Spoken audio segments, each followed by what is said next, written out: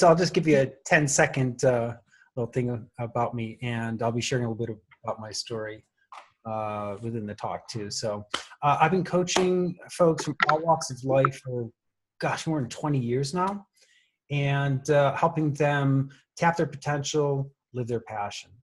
And there are two main areas of focus that I work on. One is the nature of the mind and freeing it up of the doubts, the fears, limits, other constraints that the mind is so good at creating and stopping us in our tracks. And then the other part is finding the flow in our lives so that we're at our best and we enjoy life to the fullest. And again, I work with people from all walks of life, from the homeless to the famous, actually. And they're entrepreneurs, small business folks, musicians, athletes, movie producers, and as well as teens and young adults. I love working with the kids. So that's a little bit about me. Tonight's talk is called Life as a Wave. And we're going to talk about the nature of waves and what it means for tapping your potential and experiencing, peak experiences, peak moments, and being at our very best, and ultimately finding the flow in our lives. And so here is a wonderful quote from Nikola Tesla. Perhaps you've seen it before. And I love this quote because it points right to the very fabric of life. And if you really want to understand and get insights into this thing called life, then yeah, we need to understand it from the perspective of energy, frequency, and vibration. So the very first thing I'm going to talk about is what I like to call the simple wave. Now, Felicia, I hope you like a bit of science because we are going to get into a bit of physics today. So I hope you're ready to have some fun. Okay? Like expanding our brains. Hopefully not to the point where they burst, but let's see. Again, this is one big experiment. So now the simple wave, I say, is the building block of everything in existence. I don't care what type of vibrational pattern we're talking about. They can all be built from this simple wave, this picture that you see here. And if you think about it, take a look at that shape. That is life expressed in the most fundamental way we could possibly ever show it. It's going from one thing to the next. And it could be a function of time. It could be going from a place of tension to release. All sorts of different things can be expressed in this wave. As a matter of fact, when I'm drumming, and I've always got my drum by my side, if I'm drumming, I can write that out as a wave too. The one hump is the right hand and the other is the left hand. So that gives you just a tiny, tiny little idea of the simple wave. And again, it is the building block of everything in existence. So let's take a look at this video. Now, I don't know how well you're going to be able to see it. It might be a little bit choppy, but you should be able to get the idea. So here's a metal plate, and they put sand on it, and then they create a wave, the simple wave. See the shape right there in the screen? And all they're going to do is take the wave and they're going to start vibrating it more quickly. And watch what happens.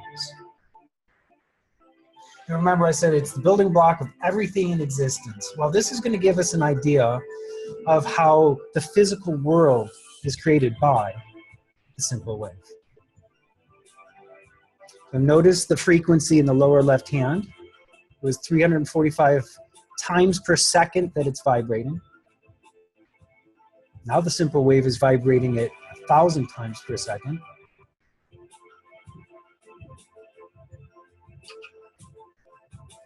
Wait, isn't that wild? How does just a simple vibration create these different patterns? It still blows me away to this day. Now, are you noticing as the frequency goes up, what happens to the patterns? They get more detailed, more complex. Yeah.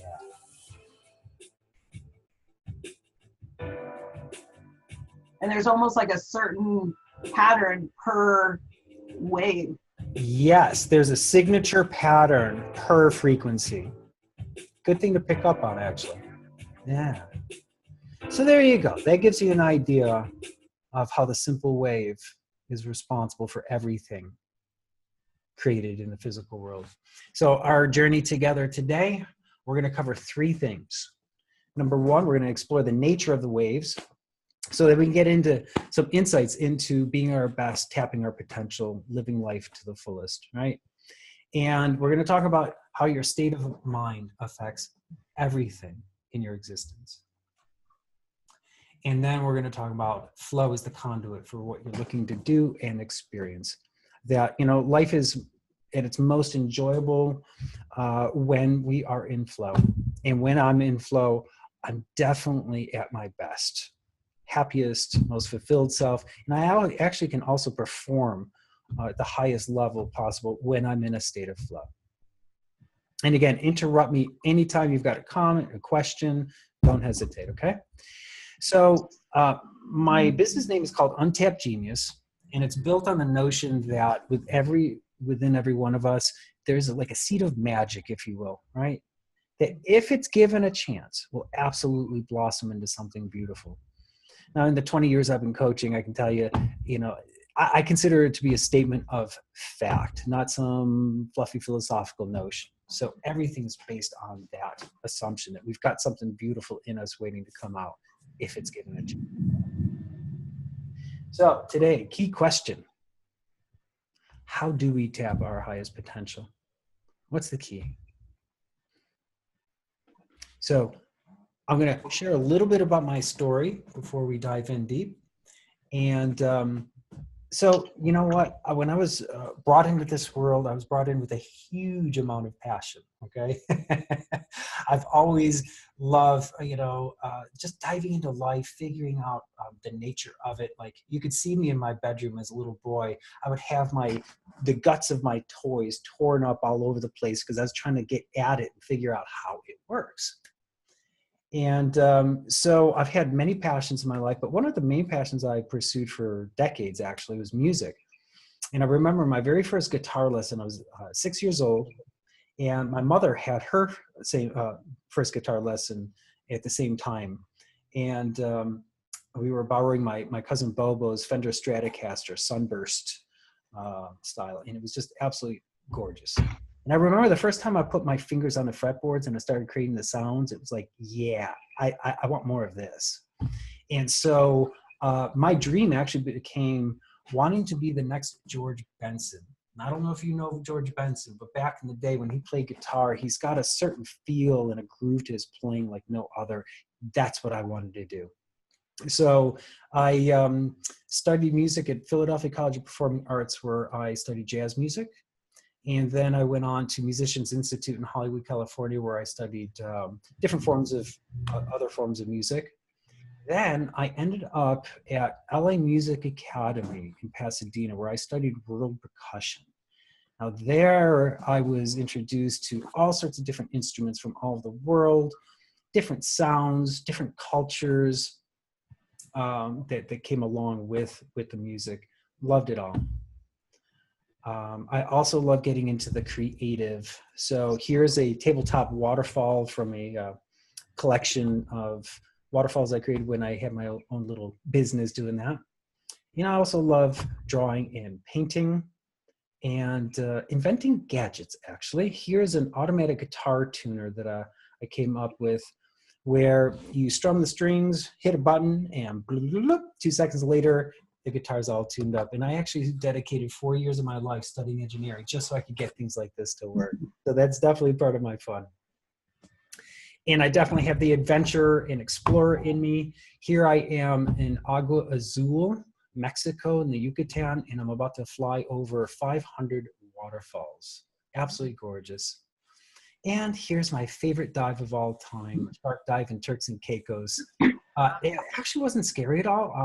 I remember just laughing. I couldn't stop laughing. I don't know why. So there you go. That gives you a little sense of my my different passions that I have pursued. But I got to tell you, it has not always been easy, and I've definitely had some interesting twists and turns. My primary challenge has been in the world of cognitive abilities. Ever since I was a kid, I have had issues with dyslexia, foggy thinking, ADD, and a whole slew of other things. You know, I remember being in high school, always being tired. And I didn't understand why I was always visibly tired to everybody. And until years later, I realized that it was a defense mechanism because I'm a little slower than some people. And I always had a hard time keeping up with the conversation. So if you knew I was tired, that would give me an excuse. So it really affected my childhood growing up. And then when I was pursuing music, at one point I noticed that something weird was going on. Now here I am practicing 10 to 12 hours every day, 7 days a week. And yet all of the other students were moving ahead and somehow I was still stuck. As a matter of fact, I found out that the more I practiced, in some ways, the worse I got. Because it turns out that there's like a part of my mind I call the controller. It likes to step in, hold on to the reins, and try to control being in flow. It's just what my mind tends to do, and I didn't know it at the time. I just thought, oh, I just got to practice harder. So that gives you an idea of some of the challenges I've had. And so in pursuing solutions to my problems, I read over 300 books, loved it all. Anything on philosophy, spirituality, personal growth, health and nutrition, neuroscience, right? Love it all. But I realized that at the end of it all, my life had pretty much remained unchanged and it was just as stuck as ever. Lovely. So at one point, I decided to wipe the slate clean of everything I had been taught, everything I had read, everything I had learned, and I just wanted to start from scratch. Let's start from the very, very, very beginning, pretending I know nothing. And I don't know why, but I asked myself the question, what does life on the most fundamental, basic level, as seen in the natural world, what does life want? And we have somebody else joining us. Beautiful. And I'm just going to continue. Welcome, whoever just joined. It's Beth. Nice. Okay. So yeah, at one point I wiped the slate clean of everything I had been taught because nothing had made a difference.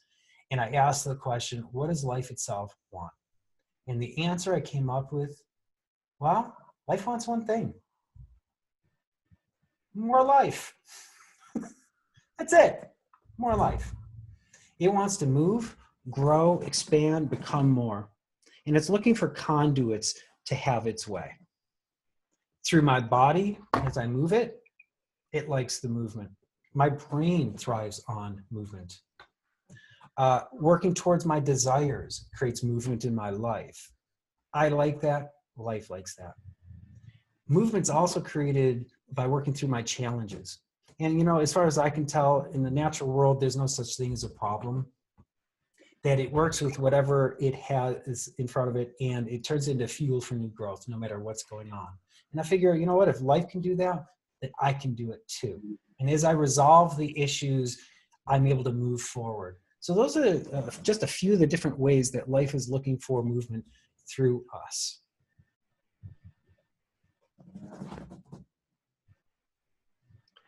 So that turns out to be the foundation for what was to become my life as a wave. And so on the ground floor, as you can see, I've got the principle, life wants one thing, more life. Then on top of that, I then started bringing in some of the things that I've learned in the past, just a little bits and pieces here. And from the natural world, I came up with 4 principles of movement. 1, life seeks life. 2, grit to pearl, using, basically the crap of life as fuel for new growth. Rhythm and pattern, that things move in patterns and different rhythms. And connections and pathways, that when we connect, movement happens as a result of that. So then on the 3rd layer, I put on top of it 4 principles of the wave, and I study the physics of waves in engineering. And I just distilled it down to the 4 top principles that I thought would be good to know in terms of creating movement in my life.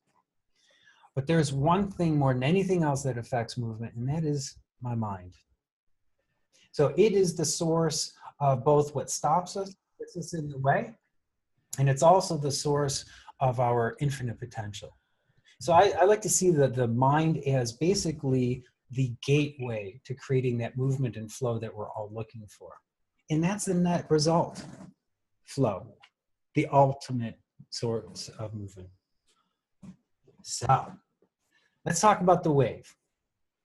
Again, as you saw in the very beginning, here's the simple wave. And if you remember, I said it's the building block of everything in existence without exception. And there's different types of waves. Now, this is the most common, right? We all know about water waves. Other forms of liquid movement, we can see the wave. There's sound and music, of course. And all sound can be expressed as waves. Then there's rhythm and pattern. You can see the waves happening there. And of course, signals that we already know. But it's more than that. It's also your thoughts have waves, your feeling, the intuition that you want to hook into. It's a wave. So everything you experience, without exception, has a wave embedded within it. The first day I was in rock drumming class in LA Music Academy, and I'm sitting in the front of the room, waiting for the teacher to come in. All of a sudden I hear the door open, and I look over and I see this crazy looking dude with his yellow spiked hair and tattoos and piercings all over the place. He comes bounding in. I'll never forget that he was just like a boundless thing of energy. He comes right up to the front of the room, walks right up to me, puts down a metronome, and he says, "All right, dude, bury the beat." Bury the beat, bury the beat. What do you mean? He says, yeah. What you want to do is you want to clap at the same time as the click. And if you do, you won't be able to hear the sound of the click because your clap is louder. And so you as a drummer, you're the clock, and you need to have a steady tempo. You want to be in flow. So go ahead, try and clap at the same time as the clicker. Now, earlier I mentioned the controller part of my mind likes to take over. Well, here it goes. It kicks in, and now kind of like trying to capture a fly, I'm like, okay, clap, clap, clap, clap. And he said, all right, no, dude, wait, hold on, relax. You're trying way too hard. Just breathe, close your eyes, reach out your hands, and let it happen. So I started clapping. I couldn't hear the metronome. And my first thought was, he must have turned it off. But when I stopped, I could hear the clicking. He said, dude, that's it. You just buried the beat. Now, what he is about to tell me changed my approach to music, my life, my approach to my cognitive challenges, and gave me the final piece of my life's work, Life is a Wave, and I had no idea. He said, you just demonstrated a principle and phenomenon known as entrainment. To entrain means to hook in or get pulled in to a rhythm or pattern. So if you think about, you're listening to music and your body's moving to the rhythm or your foot's tapping to the beat, and you don't even have to think about it, it just happens. That's entrainment. And we're going to get into a little bit more of it in a tiny bit, but that was the key. He said, listen, it is a force in nature that if you get out of the way, it'll do the work for you. It'll get you synced up. It'll get you entrained. It'll get you in the flow. Cool. Making sense so far? Oh, yeah. Yeah? All right, cool. How about you, Felicia? Oh, yeah. Nice. Nice. So, now flow is this beautiful thing. It's a rather elusive experience. And, it's funny, the more you try to directly create it, paradoxically, it will stay away. But there are absolutely ways to entice the experience of flow, because when we are in flow, we get to have more of those aha experiences. things click into place. They get into rhythm. Those synchronicities, those coincidences tend to happen, right? And peak experiences, peak fulfillment in life, you better believe it. So flow is everything as far as I'm concerned. So here's an example of how, you might think, oh, I'm not good at being in flow, and I experience it sometimes, but I don't know. Well, it turns out it's built in your body. The ability is built in your mind, and it's built in life itself. Turns out you don't even need a mind or a body to be in flow.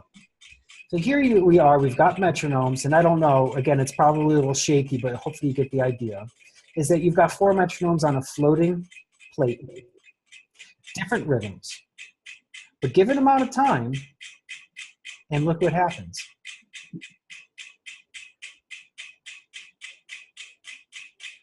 That's flow. That's entrainment. So life is, the force of nature called entrainment is built in, and it wants to get us into flow. Why? Because that's when movement happens. So that's entrainment. Now, entrainment shows up in everything in life. I call it the grand connector, because without entrainment, we have no connection. Without connection, well, we basically don't have life. Or it'd be just one big cacophony of everything happening without coordination. So I have a question for you. What happens if you put 2 women in the same household? Well, supposedly certain things sync up. Yes. And that is a perfect, one of the better examples of entrainment, how things aren't necessarily directly connected, but they do influence one another. If I were to take a heart cell from me, heart cell from you, put it in the petri dish, and they're each beating at a different frequency, guess what happens over time? They'll start beating with the same heartbeat. Yeah, absolutely. That's entrainment. Ever notice the V shape of the birds up in the sky? Mm-hmm. That's entrainment. Turns out it's a very efficient way to fly. That one, the bird behind the one in the lead, it entrains with it and it gets pulled forward. So it's a very efficient way of flying. That's why you get the V shape. So there are boundless examples of entrainment, but in the end, it's at the heart of what we want to experience, including flow. It's at the heart of law of attraction principles and synchronicities.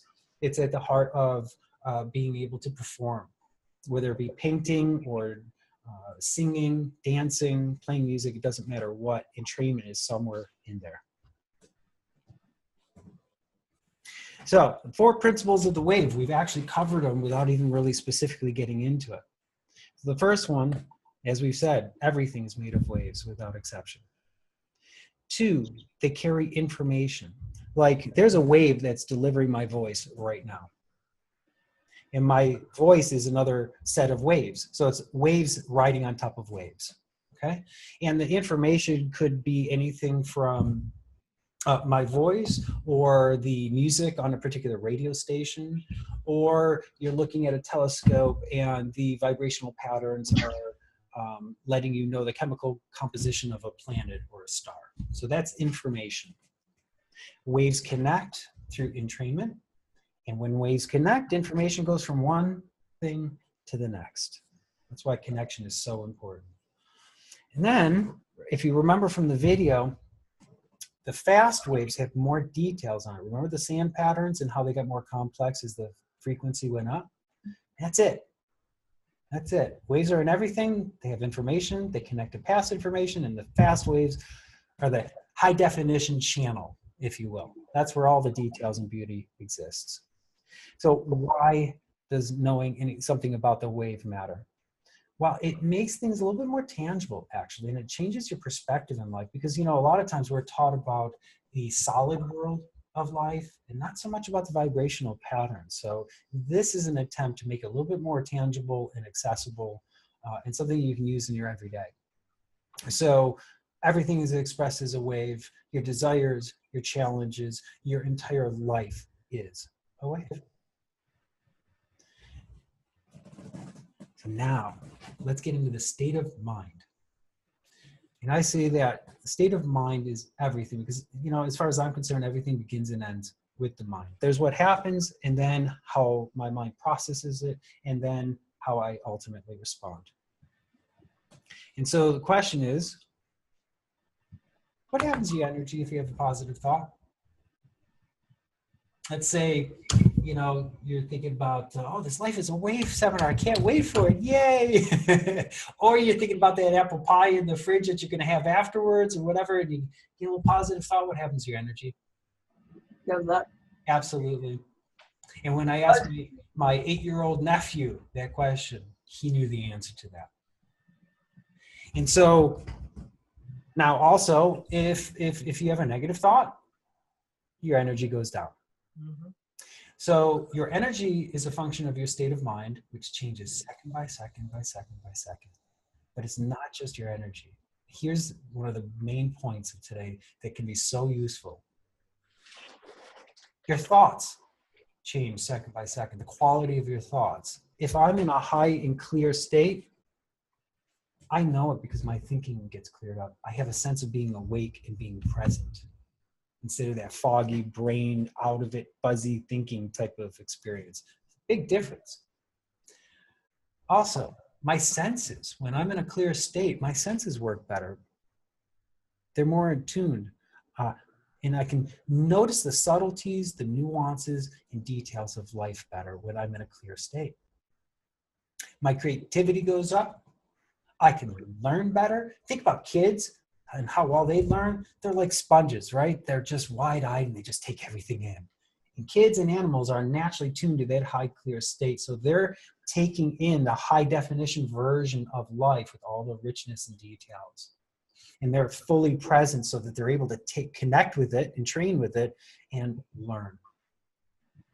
And it's a very practical place too. Like if I'm worried about a particular problem and I'm in a down state, I'm full of fear and worry, concern, and those thoughts are ruminating through my head. Am I in the best place to solve my problems? Not at all.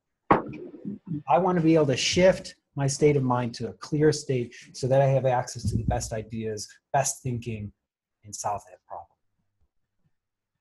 And ultimately, my state has everything to do with my ability to experience flow. So now, here's another key point. And this is going to sound strange, but I get this from digital electronics. If you don't know what digital electronics is, it's basically, it represents everything as a bunch of zeros and ones. So my voice that you're hearing, what you're looking on your screen, everything is just represented at the most base level with a bunch of zeros and ones. That's it. So I took that notion and I applied it to my mind and how I respond to something in any particular moment. And I say, now there's many subtleties and nuances involved in this, but I say that you've only got 2 possible responses to the moment. It's either a yes response, and I don't mean the word, I mean the experience, the physical experience of being. What does yes feel like? Feels good. Right? And your energy goes up, open up, and you come forward. That's one response. So it's a yes response, a little or a lot, or it's a no response. And your energy closes off, close up, and you kind of go away. Now, what's really cool about this is that we can use this as a feedback system, moment to moment to moment, to let me know what's my state, what thoughts are going through my mind. And you know what? One of the beautiful things about this is that, you know, the mind is forever, you know, coming up with all sorts of different interpretations and perceptions of reality. We've got all sorts of different thoughts and beliefs and stories about life, right? And when a thought gets triggered, I get pulled into the drama, the details of it. And pretty soon I'm on a thought stream going way off onto a tangent. You know, ever tried meditating and you try to stay silent? No thoughts, right? How long does that last for, right? And then the thoughts start coming, and before you know it, you're pulled into a thought stream. So by being able to identify a thought or a response as either a yes thought or a no thought, and again, I don't mean the words, now I can simplify things. I don't have to go into the nature of my particular thought that I'm having. A lot of times it's an old familiar thought pattern. I don't even need to know what it's about. I don't need to analyze it. I mean, awareness is a great thing, right? But at some point, all I need to know is it a yes response or a no response? Because now, at the very beginning, I said that life wants one thing, right? It wants to create movement, and it's looking for conduits. So here's a simplified image of a conduit, a tube, a pipe, and life is moving through it. Now, when I have a yes response, in general, life likes that because the tube opens up and life gets more of what it wants, more life. And then if I have a no response, it closes off the tube. So life has a harder time moving through that. Now, to make this a little bit more tangible, my definition of stress, now stress being the #1 killer, right? My dad, the doctor, would agree that 70% of his patients come to him with stress-related issues. So my definition of stress, perpetuated no's. Like that one. Because when you wake up in the day and you first have your first series of thoughts, a lot of times they're going to be no thoughts. They might be thoughts of concern, worry, stress. Oh gosh, I've got so much to do. Oh, I got to remember to set up that vet visit. And oh, I got to do this and that and the other thing. Pretty soon you're feeling overwhelmed, worried, stressed out, and it can turn into a crap day pretty quickly. So I do something I call mind is movie, where I simply watch my mind and the thoughts going through, and I don't try to interpret, analyze, or do anything with it. I simply say, okay, yeah, I hear you. What else you got for me? Oh, you got so much to do for Yep, I hear you. What else? Oh, and Sophia, my dog, she's got to have surgery again. What are we going to do about that? Uh-huh, I hear you. What else you got? Yeah. Uh-huh. Yeah. That simple act, again, I call it mind is moving. It's amazing what happens. It's such a simple thing, but I'll have a series of no thoughts coming up. And if I notice I have negative thoughts, here's a tricky thing about this, is that if I notice I'm having a bunch of negative thoughts coming up, and I notice and I might end up judging it, it's like, no, I don't want to have negative thoughts. So now I'm having a no response to my no thoughts. And it can feed into itself. You're pushing against it, and it can paradoxically grow. So the mind is a movie thing is just a very simple concept where I'm just saying, yep, I hear you. So I'm in the yes of those no thoughts. I'm allowing it. I'm acknowledging it. But I'm saying, okay, next. So I don't have to hang on to things. So that's just one little tiny example of how we can begin using this very simple distinction. You got two possible responses, yes or no. That makes sense at all? Mm-hmm. Absolutely. Okay. Yeah. All right. Starting your day at the right, in a yes mode when you start your day, how important that is. Yeah, and what was going to be a crap day turns out to be an amazing day. Mm-hmm. Very simple. So, by the way, your state of mind, I like to think of it as like a floating cork. And again, when we come into this world, we're naturally vibrating high. We're at a very clear state, and we're taking in the full richness of life. And there's only one thing that can lower my state of mind. Only one. It's a no response. And it pushes the cork down. Now, let's say I start my day and I get one no thought. Whoop, it pushes my cork down. And for the rest of the day, it's going to remain running through my system, keeping my tube, my conduit closed off a little bit until I either release the no, and there's lots of ways of doing that, so that the cork naturally whoop, floats back up to the top, or I go to bed. So just think about how many no thoughts we can have in a span of just a few minutes, let alone a whole day. And pretty soon we're feeling pretty weighed down, stressed, over worried, stressed, tired, all that. So the key here is the game is quite simple, not easy, but simple. That if we can find ways of releasing the no and turning it into a yes response by being present to things, by reframing how we're looking at something, what happens to the cork if you get rid of the no? Pops up to the front. There's no pushing. I don't have to make myself feel better, right? Just releasing the no's. That cork goes back up. My state of mind goes back up. Simple distinctions, yeah? Mm-hmm.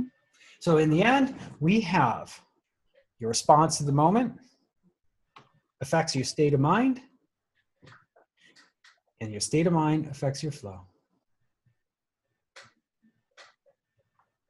So the 3 state of mind principles we just went through is your state affects everything in every moment, your thoughts, your abilities, your creativity, everything.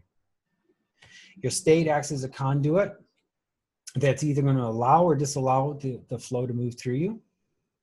And again, there are only 2 responses to the moment, and it's the only thing that'll affect your state of mind. So let me take a pause here, and I want to check in. And does this make sense? What thoughts or questions might you have? And what, if anything, doesn't make sense? Again, this is a big experiment here, learning how to present these ideas in a way that are going to really land with people and make sense and ultimately be useful. So I really want to know your thoughts. Well, I think your webinar so far is amazing. It's so clear. Ooh. I'm connecting the dots, although I know all that. That doesn't matter. I'm viewing it as if it's for the first time. And I find you give enough explanation for people that are not as aware as we are to make the connection. This is what I'm picking up so far. It's clear. I love your pictures. I like the images. I like the words you're using. I'm liking it so far. Nice. Very good. Good work. Excellent. Good to hear. Because I live with this stuff in my head all the time, right? I don't necessarily know how it's going to land with people. So thank you. I really appreciate that. Different approach, this scientific way, I have to admit, different approach, but hey, still works. Yeah, nice. Yeah. So we're going to bring it all together now with something I like to call wave maps. So here you go. Now take a look at the right-hand side. You can think of it like a radio dial, an old-fashioned radio dial, standing up vertically. And you can see the slow waves are at the bottom, the fast waves at the top. And the lines going up separate different, what I like to call channels. So life is coming at us in different channels. Now here's a pretty cool thing. So now, remember, waves create objects, the physical world. If I have a ball or a marble or whatever, and if I just let's say that marble's on my table all the time, I may kind of notice it, but I'm not going to notice the details of it most likely. I might be where it says the shape down below. There's just a little bit of information about that ball. And if you go to the right of it, I wish you could see my finger here. If you go to the right of it, that's like channel 1 or 2. Remember, slow waves don't have a lot of information. It's just a bare bones representation of the ball in this case, yeah?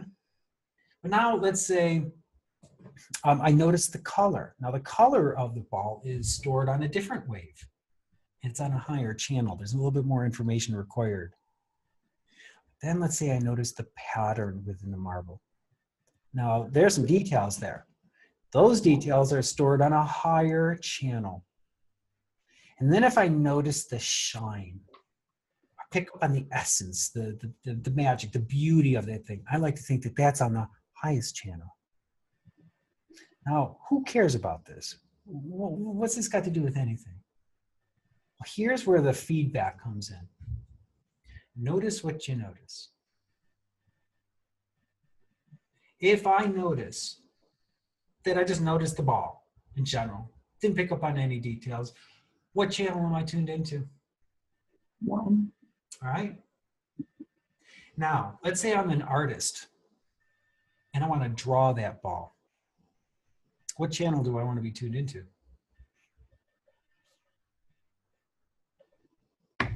Well, all of them. All the way up there, yeah. Yeah, and let me make a point that on the higher channels, the information of the shape, color, and pattern, they're all included within that high definition channel. You know, it's just like TV. High definition TV shows more details versus the low definition. The same thing here. So as an artist, I want to be able to be in a clear state so that I can tune into the higher channel so that I can pick up on the details, the subtleties, and the magic. And so I get to be a conduit for that through my arm, through the paintbrush or pencil. And it gets transformed through entrainment onto the paper. Does that make sense? Mm-hmm. Yeah. That's why, you know, as kids, we're naturally present to things. We're picking up on the details, subtleties, and magic of life.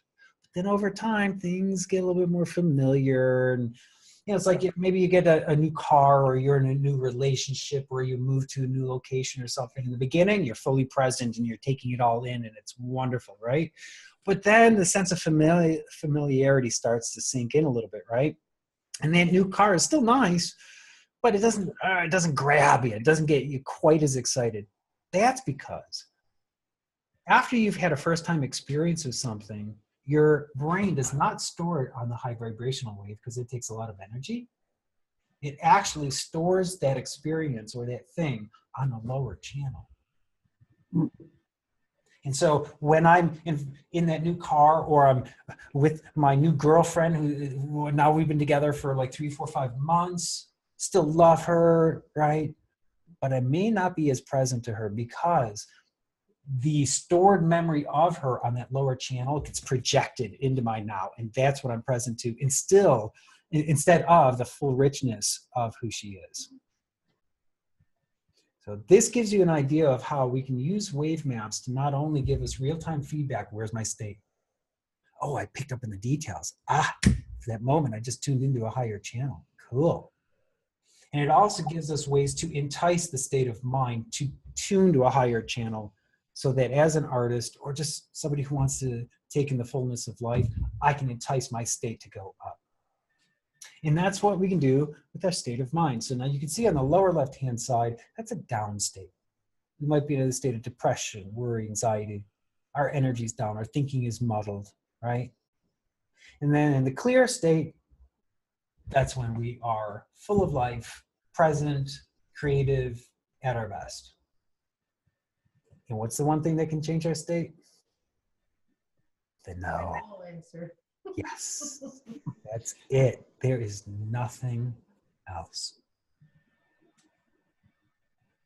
So again, the usefulness of, and these are just quick little snapshots of this work. There's actually over 200 principles built into this thing. There's lots and lots that we can cover. I mean, I could spend a month on entrainment alone. State of mind, another month at least, right? So at least this gives you an overview of how we can take all these principles, the 4 principles of the wave, 3 principles of the state of mind, and now we can begin using as real-time feedback and as ways to entice getting into a higher state of mind. So as an overview, now we've got some of the distinctions at play. So we can take a look at life from the perspective of the wave. So now we've got our wave glasses on and we can see things that were in front of us the whole time. But now we've got a little different experience of it. Maybe, just maybe, you'll notice the patterns and the rhythms surrounding you. Maybe you'll notice from time to time things getting synced up and lined up and entrained. Maybe you'll have a little bit better understanding of the law of attraction and how we can use our senses, our body, our thoughts to give us feedback, letting me know, hey, am I tuned into that channel that I want? Am I attracting what I want? Or whoop, am I tuned to a different channel? Now it's going to be a little bit more tangible here. Now we know moment to moment to moment, because your state changes second by second. And the feedback will happen second by second. So now, I don't know if you guys are familiar with the movie, What the Bleep Do We Know? There are a bunch of physicists and philosophers talking about the vibrational aspect of life and all that. And I love all that kind of stuff, but it just leaves me wanting more. It's like, okay, great, good stuff, but now how do I use it? What do I do with all this stuff, right? And so I see life as a wave as like a floor that we put underneath some of the wonderful distinctions and philosophies out there. And now it gives us a little bit more insight into all these different modalities out there. And yeah, as you can see on the list here, we can do all sorts of things with the wave. It's meant as a universal approach. So these are all the different facets that life as a wave can affect.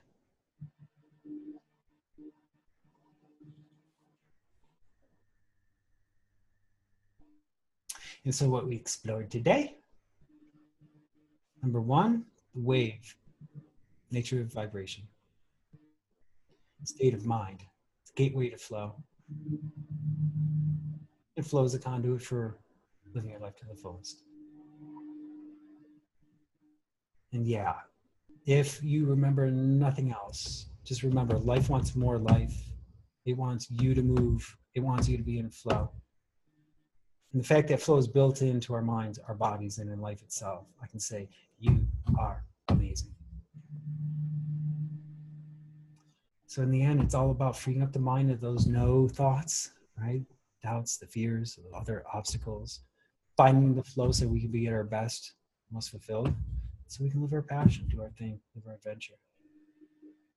So there you go. That ends our little journey together. And if you want to continue, send me an email. I'll put you on the list. I'm going to be doing these webinars on a regular basis. I'm going to be doing Facebook Live videos, a whole ton of other things happening. So yeah, give me your email, I'll put you on the list, and you'll also get a copy of my free ebook. And that's where I talk about the 4 principles of movement. So there you go. We're complete. Awesome. Great work, Carl. Beautiful. Thanks. You did it. That's awesome.